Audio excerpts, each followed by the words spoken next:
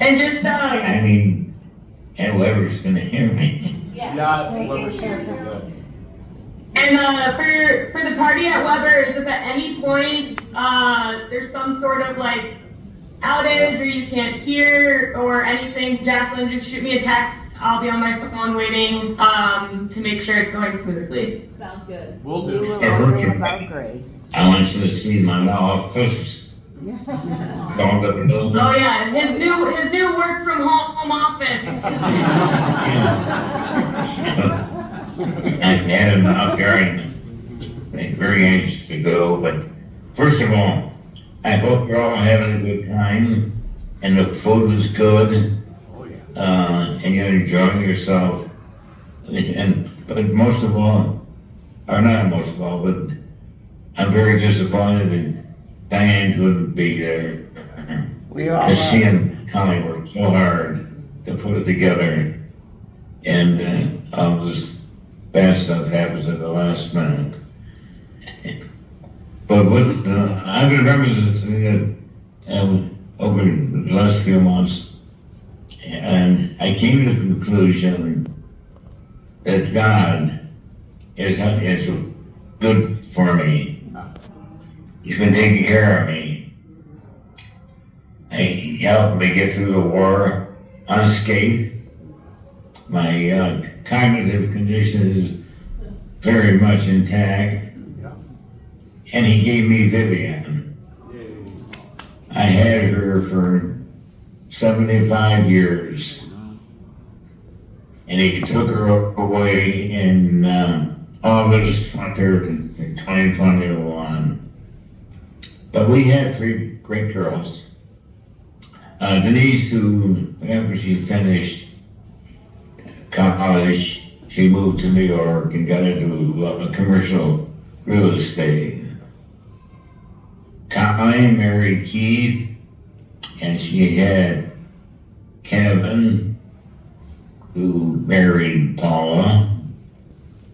Melanie, who by the way is now a director at Deloitte, she married John. Kyle married Madison, and Keithy married Avni. And the whole gang is going to India in February to get married Indian style, which is a 5-day event.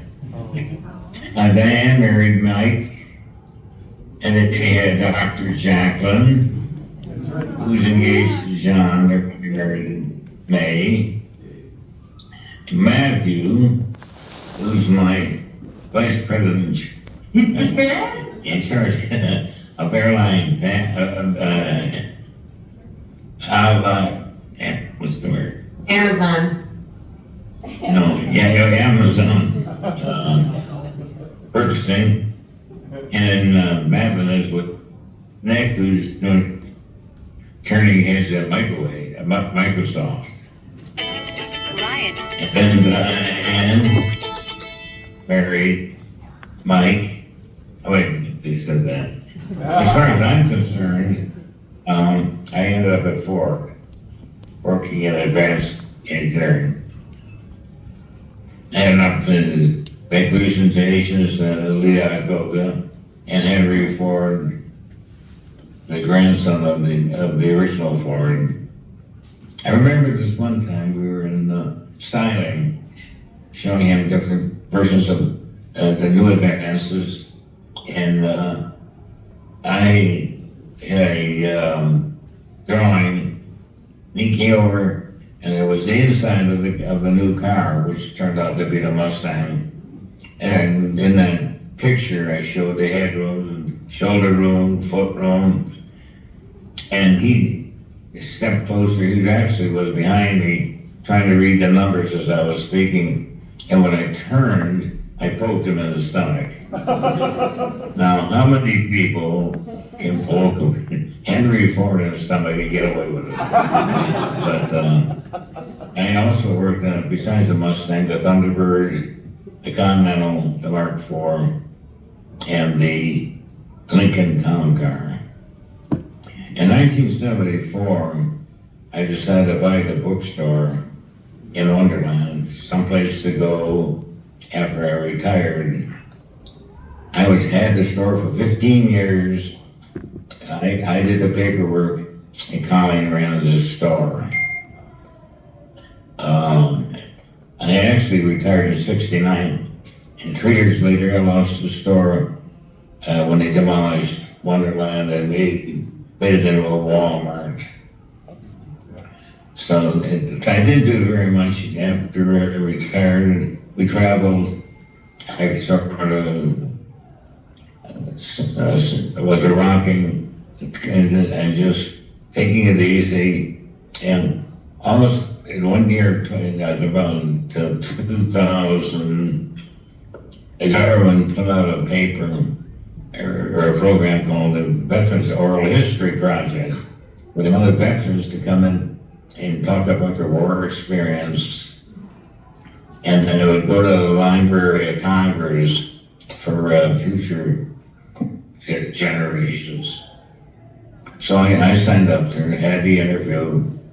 And when I was reviewing my copy, Jacqueline was with me. She was staying overnight, so she saw it. And a few months later, they were studying World War II. She told the teacher that I had this interview.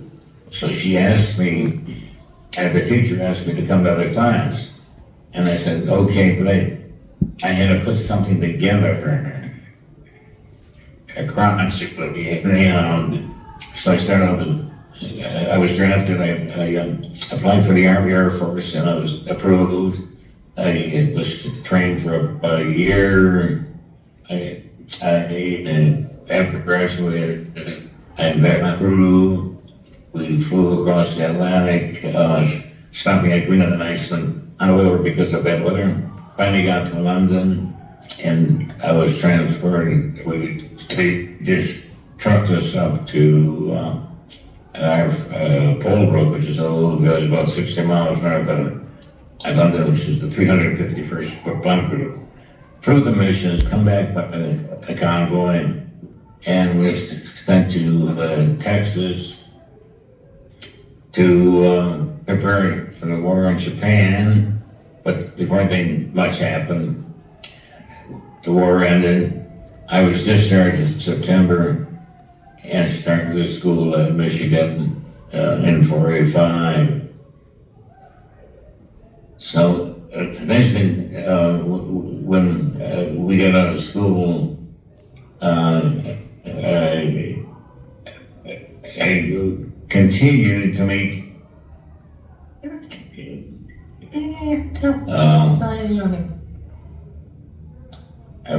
presentations after Jackman School, and when I went to Baldwin, they made a pretty deal out of it, Baldwin Library, and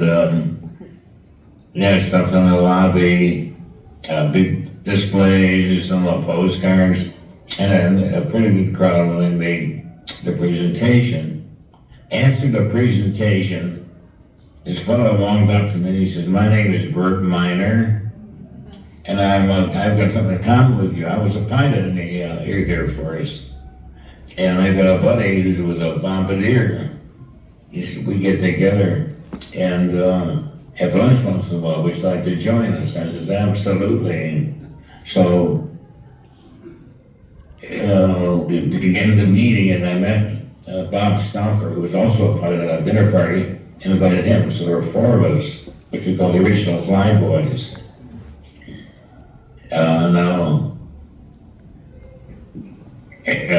Also at the library was a radio personality, Cindy Canty, and she asked if I would come, or I would give a pledge of allegiance to her radio program some morning, and I said, "Well, what time?"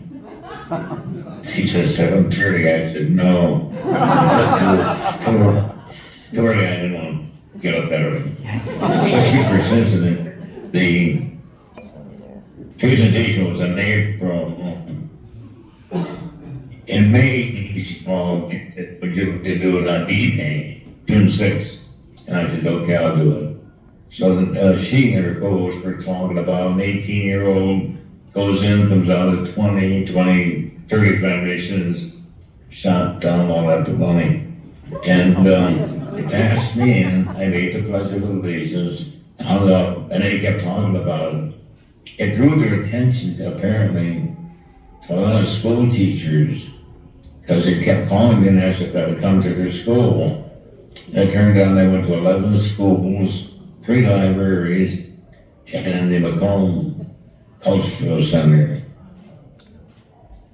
In the meantime, another person calls me, a young man named Brad Stickler. He said, "Can I interview you?" And I said, "Come to the restaurant, you can interview 4 of us." He came and he literally put us on the map. He's very aggressive, very talented, knew a lot of different people, and he got us, first of all, he got us to what they call honor flight. They picked us up, flew us to the Washington Memorial and the Arlington Changing of the Guard, and brought us back all in one day. And the next thing, he had some time with Our Magazine, and they were going to share us in one of their issues, the Five Boys, the 4 of us. But he wasn't done. He arranged somehow with Channel 2 to get us on the restored bomber Little Ron flight across the state, which is unbelievably reminiscent of something happened 50-some years ago. So, also,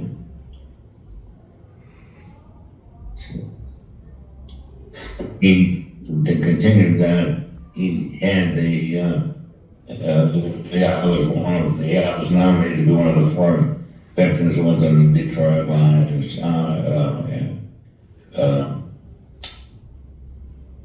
veterans,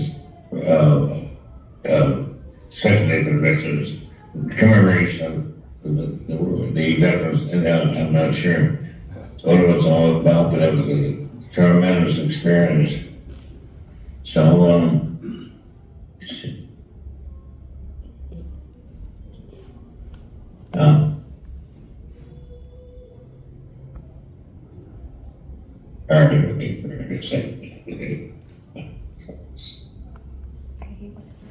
anyhow, I had a lot of different notorieties during my lifetime.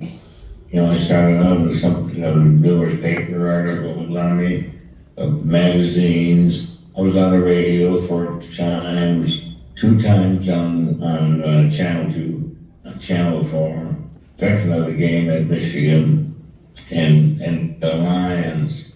But you know something? I'd give all that up to have Vivian sitting at one of the tables.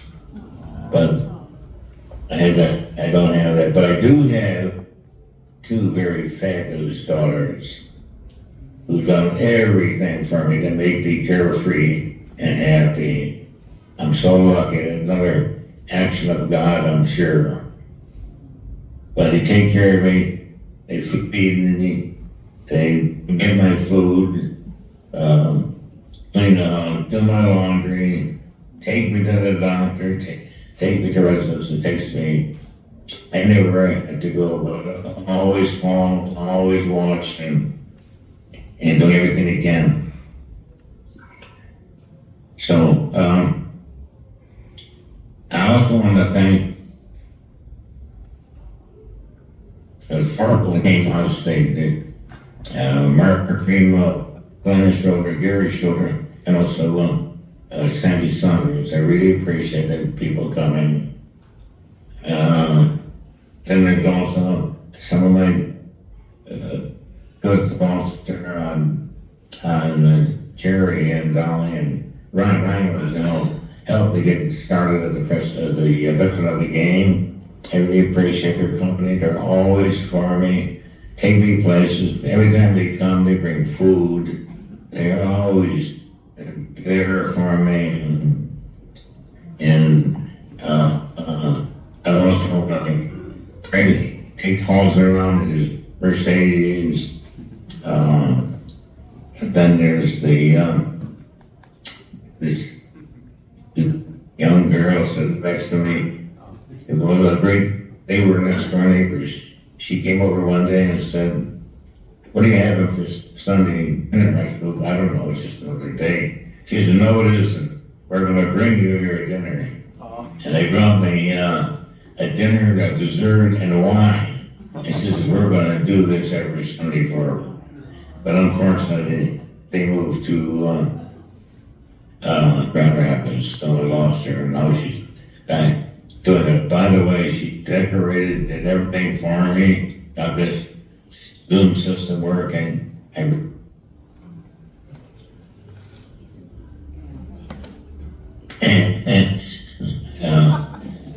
One other thing,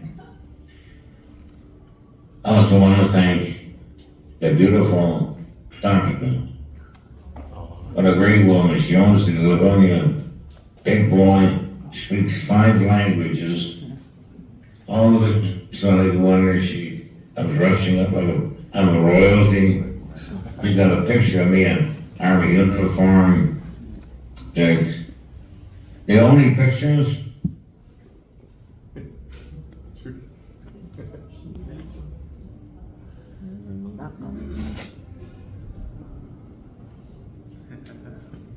I'm sorry. I didn't mention David Matthew Cran. He's also a doctor. And it's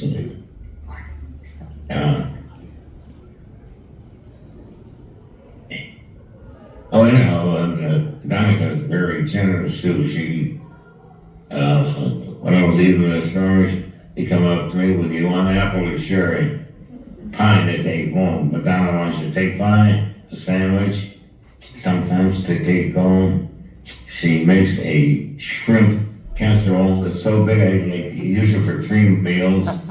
So I feel that she deserves some recognition. So that's about what I have. All I want to say is I don't know what the future is, but I'm very confident knowing that I have you people to live in my life.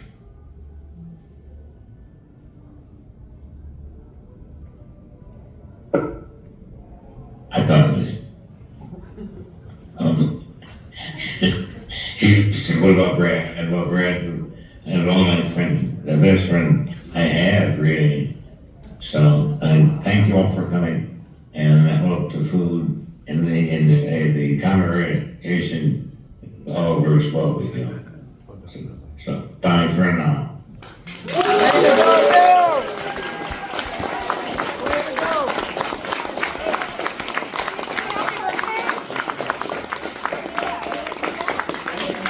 Can we sing happy birthday, Grace?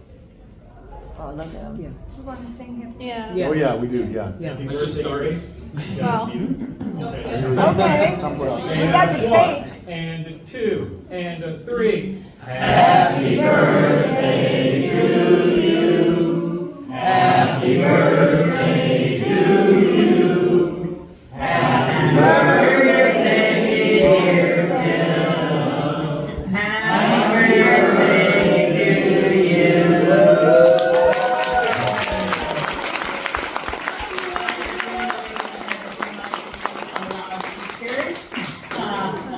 But cheers to everyone for coming out, and big happy birthday to Bill. Great